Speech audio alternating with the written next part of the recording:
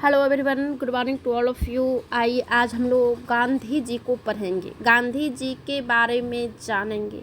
गांधी जी को गांधीवाद क्यों कहा जाता है, गांधीवाद के विचारधारा को पढ़ेंगे और गांधी के ऊपर जितने भी क्वेश्चंस पूछा जाता है उन सारे क्वेश्चंस को जानेंगे कि गांधीवादी विचारधारा के तहत कितने प्रकार का एग्जाम में देखेंगे, कितने क्वेश्चन, कौन कौन सा क्वेश्चन आता है, गांधी जी के ऊपर क्या क्या क्वेश्चन बनता है, तो उन सारी बातों को पढ़ेंगे। सबसे पहले हम जानते हैं कि गांधी जी को गांधीवाद क्यों कहा जाता है। महात्मा गांधी के विचारों को ही गांधीवाद कहा जाता है। गांधीवाद के संबंध में सबसे पहले यह प्रश्न उठता है कि क्या गांधीवाद नाम की कोई वस्तु है, जो निश्चित रूप से गांधीवाद जैसी कोई वस्तु नहीं है।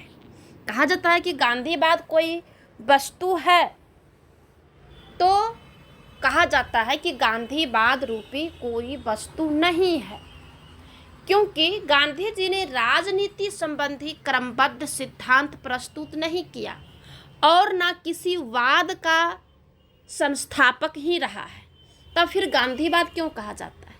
गांधी जी गांधीवाद के संबंध में स्वयं ही कहा था कि गांधीवाद नामक कोई वस्तु नहीं है और मैं अपने पीछे कोई संप्रदाय छोड़ना नहीं चाहता हूँ।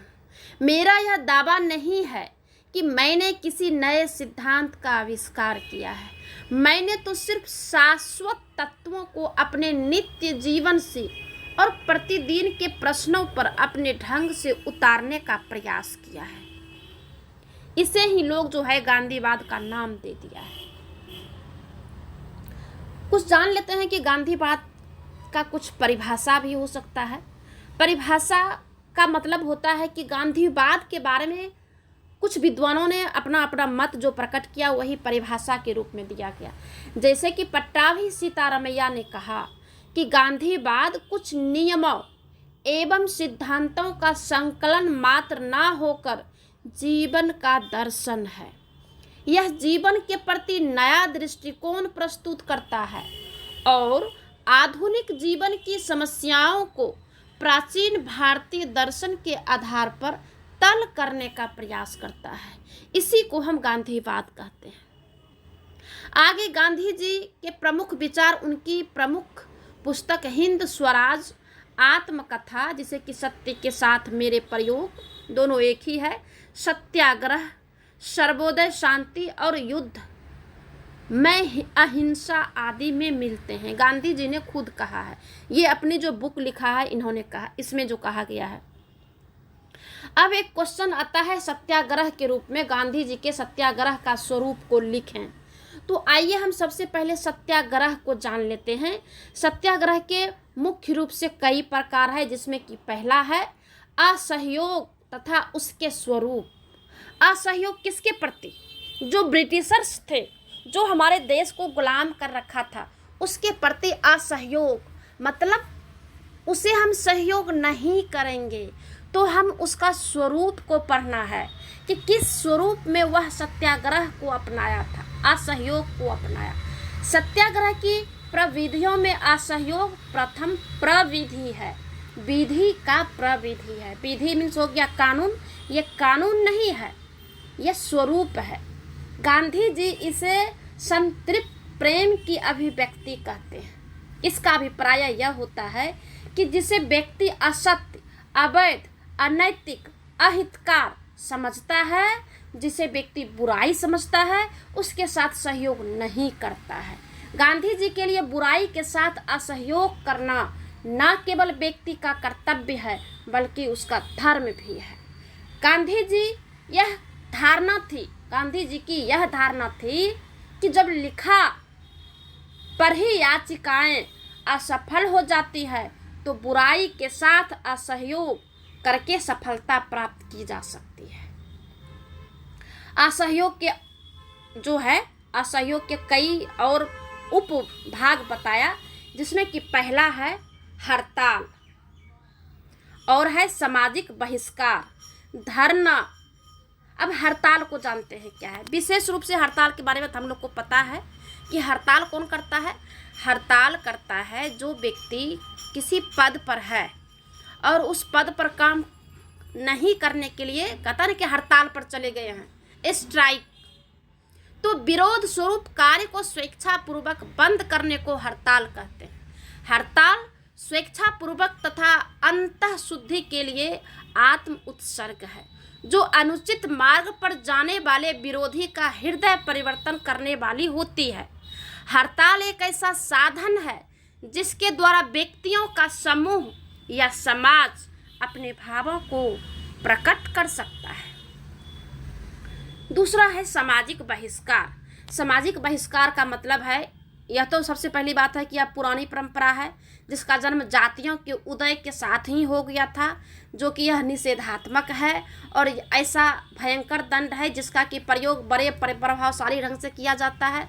जिस व्यक्ति का बहिष्कार किया जाता है उसे समाज द्वारा एक प्रकार का दंड दिया जाता है, क्योंकि उस समाज के अन्य सदस्यों से मेल जोल बढ़ाने का उसे कोई अवसर नहीं दिया जाता है।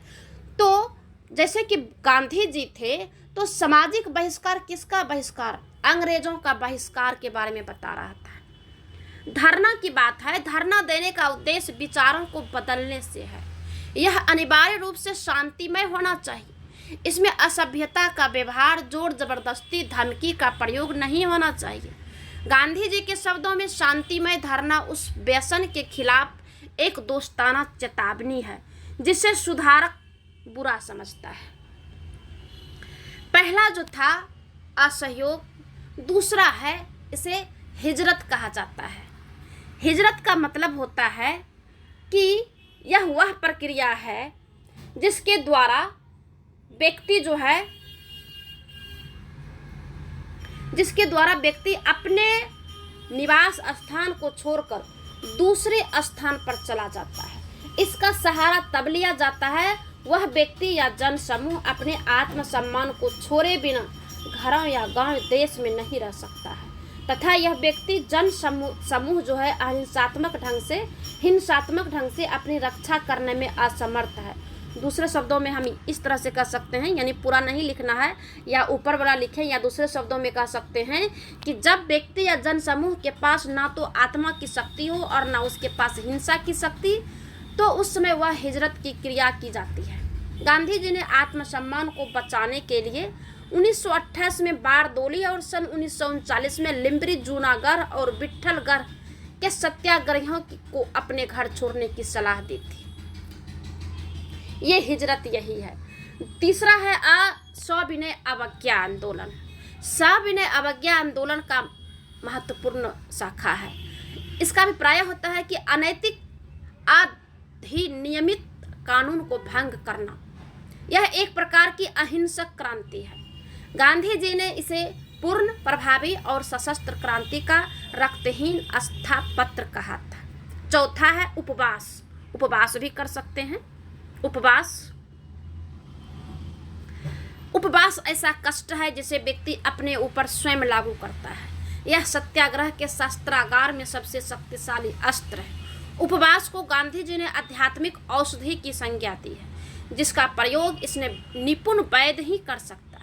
यह चिकित्सा विशिष्ट रोगों में भी फलदायी होता है, इसलिए जो है उपवास की भी संज्ञा दी। तो ये जो रहा गांधी जी के असहयोग सत्याग्रह के लिए जो है कुछ नियम। अब जो है गांधी जी की कुछ देन है। क्या देन है? जो कि निम्नलिखित है।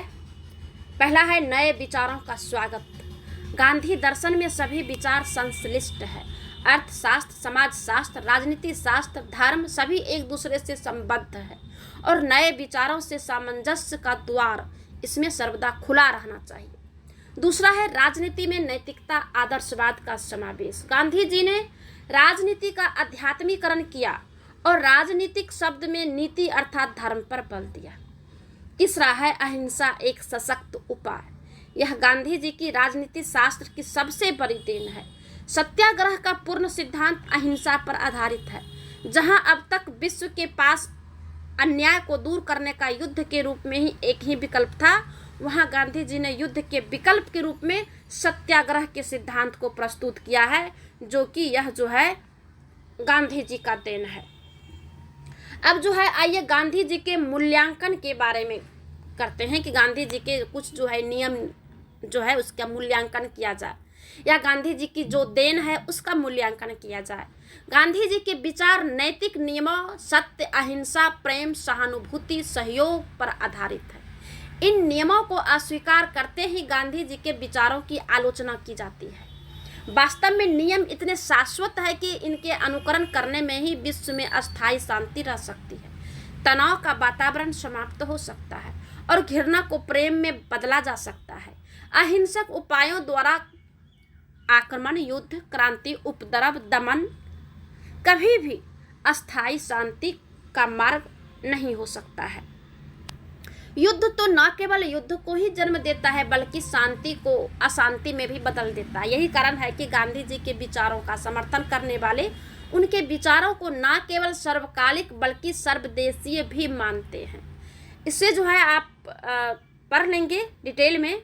उसके बाद आइए निष्कर्ष पर पहुंचते हैं कि भारत, अंत में हम यही कह सकते हैं कि महात्मा गांधी के विचार पूर्णतः मानवता, जीवन मूल्य और राष्ट्रीय अस्मिता से ओतप्रोत है, जो हर युग और समय के सापेक्ष में अपनी अनुकूलता सिद्ध करते हैं।